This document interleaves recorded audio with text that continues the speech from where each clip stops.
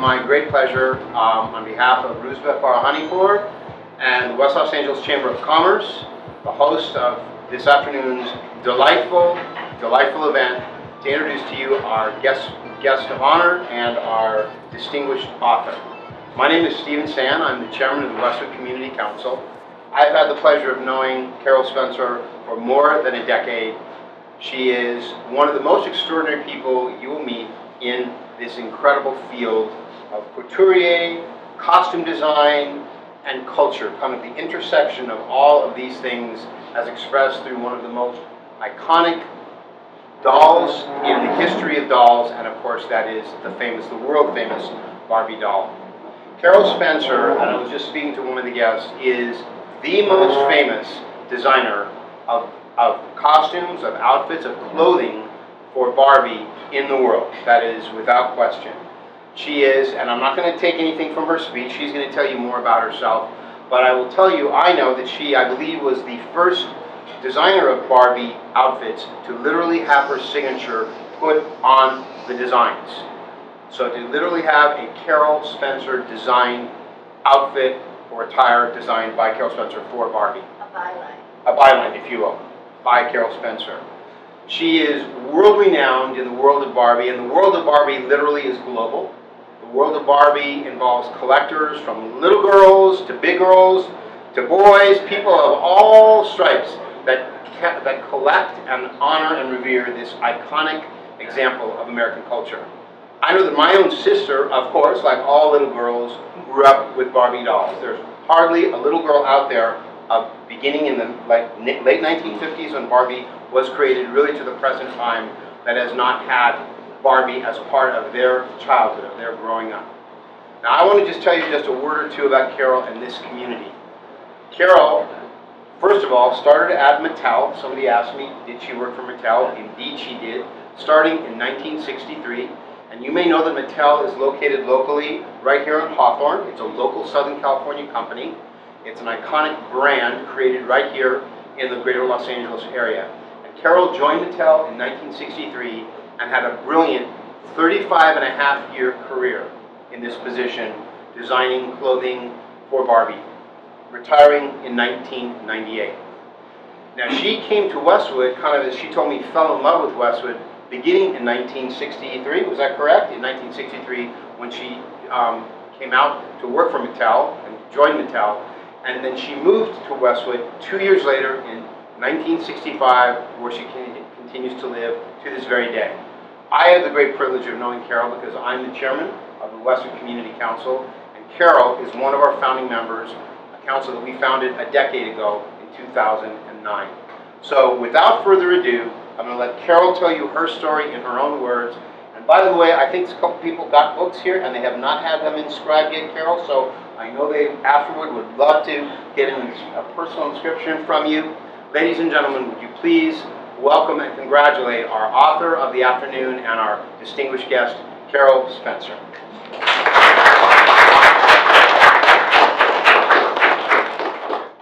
I wouldn't forget anything and skip over anything. It is really an honor to be here today, to be honored in my own community. That doesn't happen to everyone. And it's just a thrill to meet all the members of the West Los Angeles Chamber of Commerce. And they are serving the neighborhood that I dearly love. I really like this area. I won't go anyplace else. And Ruth Vick, I want to thank you for this special honor and getting all of this together. I mean, it is, it's just beyond what I could have imagined.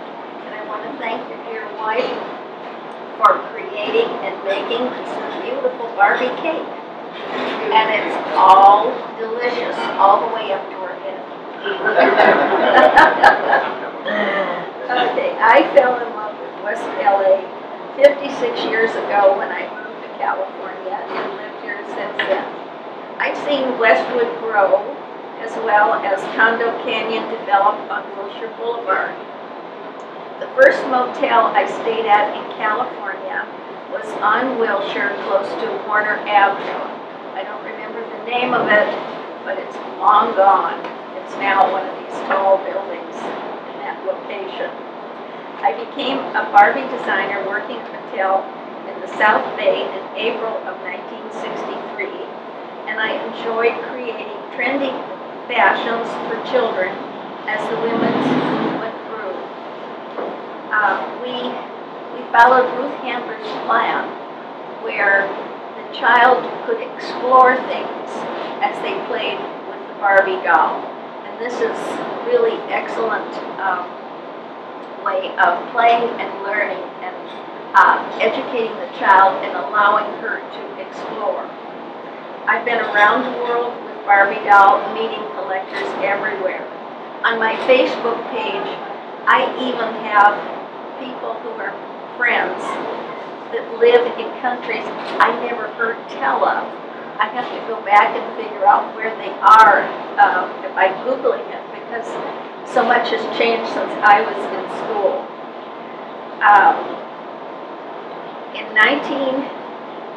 I've been around the world with Barbie. Okay, in the 1980s, I chanced becoming an expatriate and moved to Hong Kong to open the Mattel Orient Design Group. I rented my house at that time. I wouldn't part with it.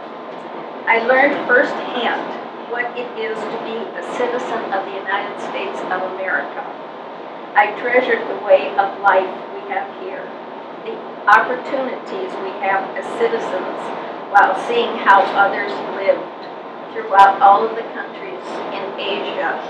Because as a part of my job with Mattel, I had to go into all of the plants and meet the people.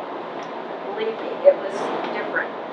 About the time of Tiananmen Square, I returned to my home in Westwood and returned to my position at Mattel.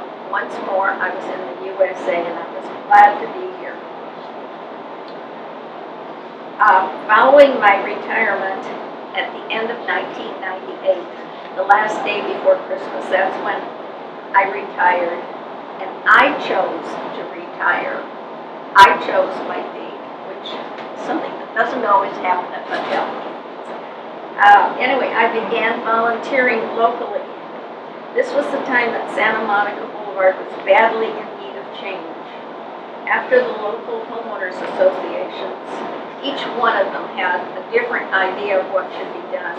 And when it took me 20 minutes to get to my house 3 blocks north of Santa Monica Boulevard and 1 block east of Beverly Glen, 20 minutes to get home from Gelson's, I got my neighborhood to say, yes, we need to go with the city and produce this world-class roadway from Beverly Hills to the freeway. I was the one who stood up at the meeting with city planning, and I said, my neighborhood wants it. That's all it took they went from there and they got everybody on board. Then I volunteered to help them design the roadway, and I hope you enjoy driving on it. But you see, once you're a designer, you design. It doesn't matter what you're doing. Anyway, let's see, what else did I want to say?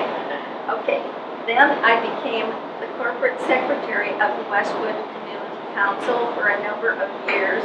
I was there when they formed, and I tried with different committees the revitalization of Westwood. Well, everybody has a different idea. I didn't get very far, but I hope you get further. And then all of a sudden, the dream book that I wanted to do, Dressing Barbie, which you see here, finally, 20 years after I retired, I was able to have it actually published, but it took a number of years, probably 8 years, in the planning from one stage to another stage to another stage. But I am absolutely thrilled that HarperCollins took on the publishing of my dream book, Dressing Barbie, and that, all of this is happening. And sales have been good. Things are wonderful. And I was talking to a German photographer here. There she is. And she was saying she's taking the photographs for someplace in Germany. And I said, well, I didn't always just only work on Barbie. I worked on all the dolls, and especially in the 1970s, I was on loan to Boys Toys for 3 months a year. And I was the female designer working on the Big Jim doll, which was Mattel's competition for G.I. Joe. In the United States, the children bought G.I. Joe. In Europe and the rest of the world, they did not want G.I. Joe. They bought Big Jim. So I'm in the Big Jim book that came out in France in, last November, the 21st of November. And I've done all kinds of things other than just exactly Barbie. And I guess you'd say I was a prolific designer. In 2017, I was inducted as a WIT Emeritus into the Toy Hall of Fame. Now, WIT is Women in Toys, and the Toy Hall of Fame used to be in New York City, and it was moved to the Strong Museum of Play in Rochester, New York. And so you'll see my picture in Rochester, New York, in the Emeritus category of a designer. And now in 2019, in March, my book was released. And I'm just really enjoying meeting everyone who has anything to do with Barbie or has ever heard of Barbie, and hearing their stories and getting to know you all.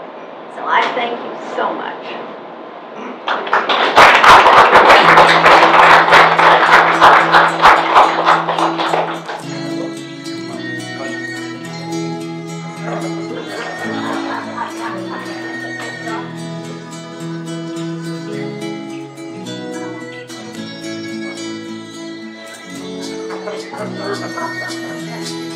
Very good. Yeah.